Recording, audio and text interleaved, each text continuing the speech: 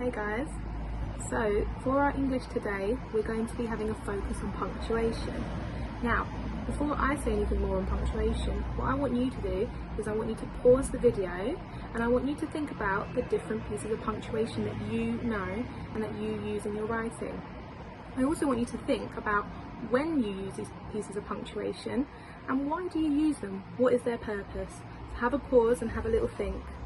Great, I hope you've had a chance to think about the different pieces of punctuation that you use. Now, I know we know there are lots of different types of punctuation, but we're going to focus on the main pieces of punctuation that we have been learning over the last year. You can name them. This is a full stop. This is a comma. This is a question mark. This is an exclamation mark. Here we have speech marks. And here we have this strange piece of punctuation. Do you know what this is called? It's very similar to a comma, however, it's not on the line, it is floating. That's right, it's an apostrophe. Now, we use apostrophes for two main reasons. The first reason being contractions. Now, we're very familiar with contractions and using these words over here. So a contraction is when we have got two words joined together by our apostrophe over there. Now that apostrophe is replacing some other missing letters. Sometimes just one letter, sometimes more than one letter. Now instead of saying replacing, we call that omitting. So here we've got the word can't, and we know that is cannot. Here we've got the contraction don't. We know that is do not. Here we've got the contraction I'm, and that means I am.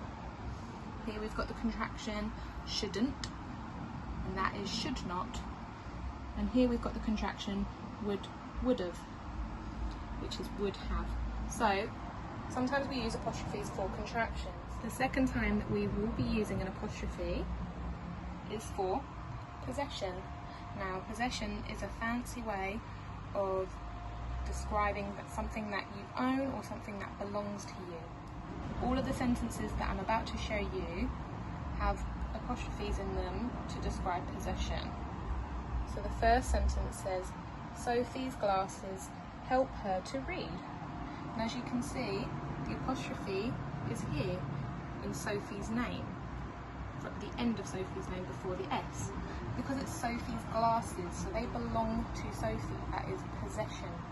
The second sentence says, Bob's rocket zoomed to the moon.